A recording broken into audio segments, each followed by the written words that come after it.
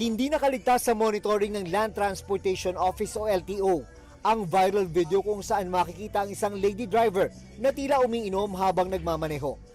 Nakilala na siya ng LTO at pinadalhan na ng show cause order. Ito, yung violation nila, parang pinagmamalaki pa sa social media eh.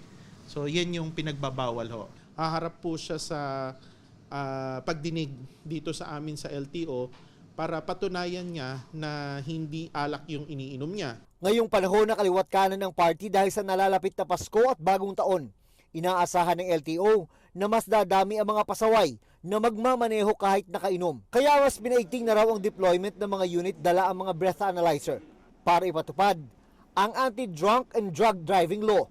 Once na nakagawa sila ng aksidente o nakagawa sila ng violation sa kalye o maaksidente sila, maraming perwisyo ang nagagawa. Minsan buhay pa yung nawawala. Merong 400 unit ng breath analyzer ang LTO na nakakalat sa iba't ibang panig ng bansa. May mga karagdagang unit pa na darating ngayong buwan. Paano nga ba ito gumagana?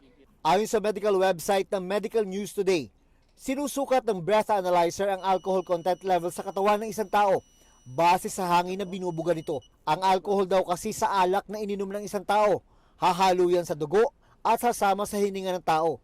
Ang magre-reflect sa datos ng breath analyzer depende sa dami ng alak na ininom at sa bilis ng kanyang metabolism. Sa Pilipinas, kapag 0.5 ang blood alcohol concentration ng isang nagmamaneho ng sasakyan, kinukonsidera na ito ng LTO na drunk driving. Mas mahigpit sa mga driver ng public utility vehicle at motorsiklo. Dapat 0 ang alcohol sa katawan. Pumayag ang aming volunteer na si Chris, di niya tunay na pangalan, na sumalang sa test. Sinubukan niyang magmumuglang ng alak at saka sumalang sa test. Mawawala din daw ang blood alcohol concentration sa loob ng 4 hanggang 8 oras. Kapag nakainom na po, magpahinga para bumaba yung or mawala yung blood alcohol content, magpahinga yung driver kung nakainom na po.